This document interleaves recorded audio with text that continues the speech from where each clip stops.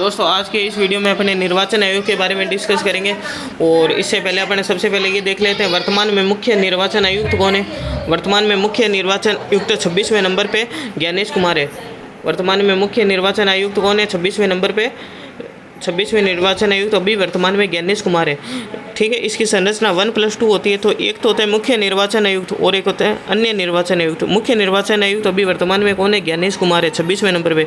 ठीक है, अन्य निर्वाचन में ये दो जो जने होते हैं ये है विवेक जोशी और सुखवीर सिंह। ठीक है, मेन तो ये ध्यान रखना 26वें नंबर पे मुख्य निर्वाचन आयुक्त कौन है? ज्ञानेश कुमार है, ज्ञानेश कुमार। अब निर्वाचन आयोग के बारे में डिस्कस करते हैं। सबसे पहला निर्वाचन आयोग के बारे में ध्यान रखना, यह स्वतंत्र एवं संवैधानिक निकाय है।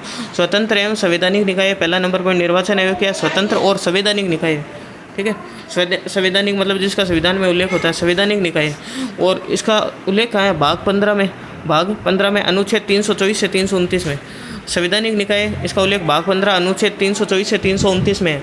संवैधानिक निकाय इसका उल्लेख भाग 15 अनुच्छेद 324 से 329 में। स्थापना, इसकी स्थापना कब की गई है? 25 जनवरी 1950 को की गई है। 25 जनवरी 1950। 26 जनवरी 1950 से एक दिन पहले ध्यान रखना, 25 जनवरी 1950 को की गई, ऐसे याद करना।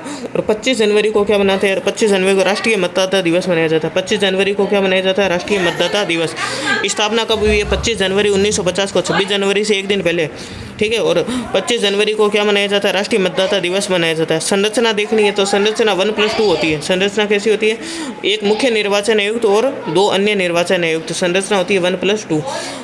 भारत के प्रथम मुख्य निर्वाचन आयुक्त कौन थे? सुकुमार सेन थे।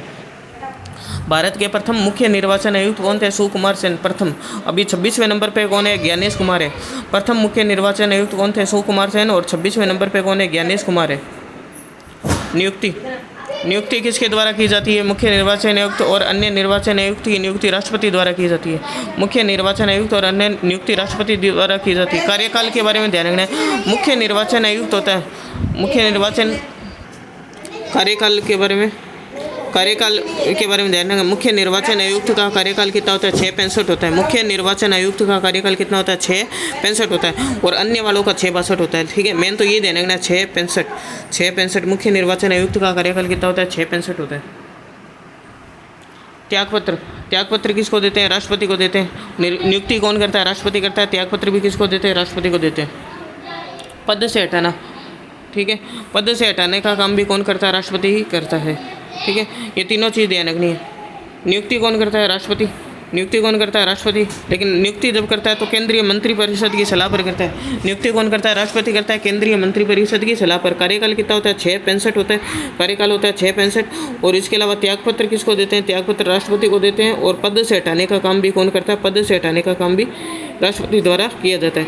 अब इस मुख्य निर्वाचन आयुक्त के कार्य क्या क्या है वो देख लेते हैं। इसके मुख्य निर्वाचन आयोग के कार्य क्या है? राष्ट्रपति, उपराष्ट्रपति, संसद और राज्य विधानमंडल के चुनाव संपन्न करवाता है। राष्ट्रपति, उपराष्ट्रपति, संसद और राज्य विधानमंडल के चुनाव संपन्न करवाता है। संसद के परिसीमन अधिनियम के आधार पर निर्वाचन क्षेत्रों का निर्धारण करता है। देखो, पहला नंबर काम राष्ट्रपति, उपराष्ट्रपति, संसद और विधानमंडल के चुनाव संपन्न कराना। निर्वाचन क्षेत्रों का क्या करना? निर्धारण करना। मतदाता सूची तैयार करना। तैयार करवाना। चुनाव कार्यक्रम घोषित करना। चुनाव की डेट घोषित करना। राजनीतिक दलों को मान्यता देना और उन्हें चुनाव चिन्ह आवंटित करना। संसद तथा राज्य विधानमंडल के सदस्यों की निर्वाचन संबंधी अयोग्यता के संबंध में राष्ट्रपति और राज्यपाल को परामर्श देना। यानी कोई भी व्यक्ति है वो अयोग्य है चुनाव लड़ेंगे तो उसके सूचना वो किसको देगा? राष्ट्रपति और राज्यपाल को देगा। राष्ट्रपति को देगा 103 के तहत और राज्यपाल देगा 192 के तहत। ये अपन को ध्यान रखना है निर्वाचन आयोग के बारे में।